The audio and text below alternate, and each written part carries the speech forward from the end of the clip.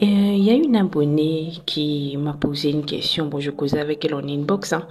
Elle m'a posé une question. Elle m'a dit, Mélissa, si ton mari te trompe plusieurs fois et que euh, tu, tu n'arrives plus à le supporter, est-ce que tu ne vas pas céder à la tentation de coucher avec un autre homme, c'est-à-dire de le tromper? Est-ce que tu seras toujours fidèle à un homme qui te trompe?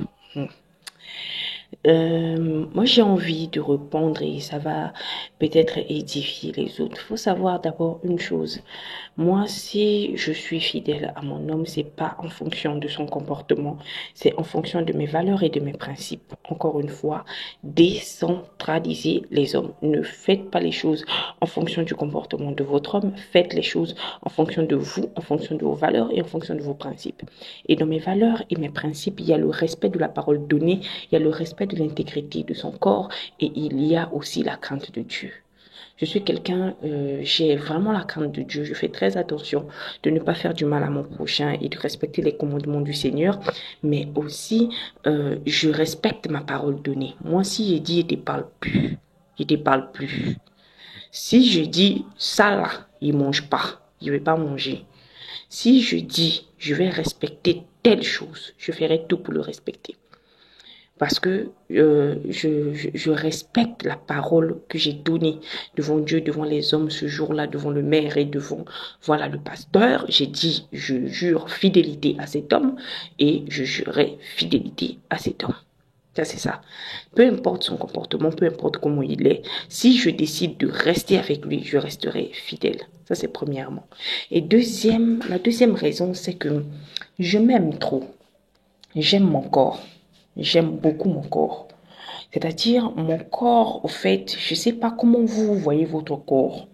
Mais moi, quand je regarde mon corps là, je vois la seule enveloppe dans laquelle je suis. C'est-à-dire, mon corps est ma représentation physique ici sur Terre et c'est le seul corps que j'ai. Je n'ai pas deux. Je n'ai pas deux corps.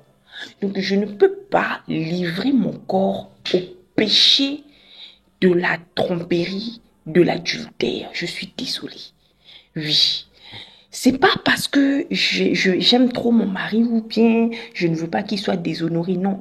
C'est-à-dire, je ne veux pas que mon corps soit livré à cette honte-là. J'aime trop mon corps, en fait. Voilà. J'ai qu'un seul pétou.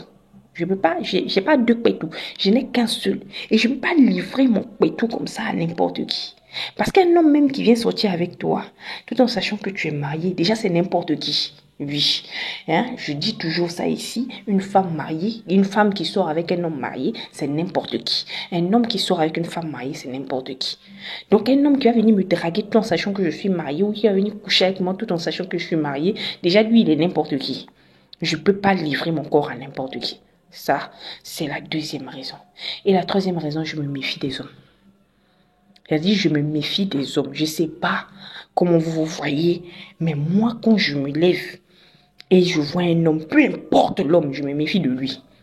Je vois quelqu'un qui est capable de beaucoup de choses quand je vois un homme. C'est pour cela que je fais attention à la proximité. Je fais attention aux relations que j'ai avec les individus du sexe opposé. Voilà. Même si ce sont les membres de ma famille, même certains cousins, certains oncles, je fais très attention. Parce que dans la socialisation des hommes, je le dis toujours, hein, je l'ai déjà dit plusieurs fois, les hommes ne sont pas socialisés pour nous voir, nous, comme des êtres humains. Nous sommes des sous-êtres. Donc, un homme face à toi, quand il aura la possibilité ou l'occasion de te la faire à l'envers, il va le faire. S'il a l'occasion de te faire du sale, il le fera. Il faut le savoir. Donc moi, quand je vois un homme, peu importe, que ce soit au boulot, à l'église, dans le quartier et tout, vraiment, je garde une relation de courtoise, hein, je reste courtoise, voilà, je garde une certaine courtoisie, mais je mets une limite, je mets un certain espace. C'est pour ça qu'il me sera très difficile, sinon impossible, d'entretenir une relation extra-conjugale. Voilà les trois raisons. Ça n'a rien à voir avec mon mari où il est trop bien, il est trop ceci. Ça n'a rien à voir. Pour que je laisse un autre homme entrer dans ma vie, il faut que je coupe la relation avec mon mari. C'est-à-dire, on n'est plus ensemble, on a divorcé. C'est fini. Là, maintenant, je vais laisser un autre homme entrer dans ma vie. Mais ce sera aussi un pari compliqué. Pour laisser quelqu'un entrer dans mon intimité, ce sera vraiment compliqué. Je ne sais pas, peut-être c'est mon éducation, peut-être que ce sont les blessures de l'enfance, mais je suis très prudente et je fais très attention aux hommes. La proximité avec les hommes, vraiment, je fais très attention. Parce que quand je vois un homme, hein, moi, je vois un potentiel agresseur. Vraiment, peut-être que j'ai une vision trop binaire, mais vraiment, hein, c'est ce que je vois. Donc, je ne peux pas avoir une relation extra-conjugale. Parce que c'est d'abord à l'intérieur de moi. C'est une graine qui est tellement plantée, tellement enracinée. Il me sera très difficile. Non, c'est quasiment impossible. Vraiment, il faut peut-être que ce soit le coup de foudre, mais je suis même pas sûre. Donc, voilà les raisons.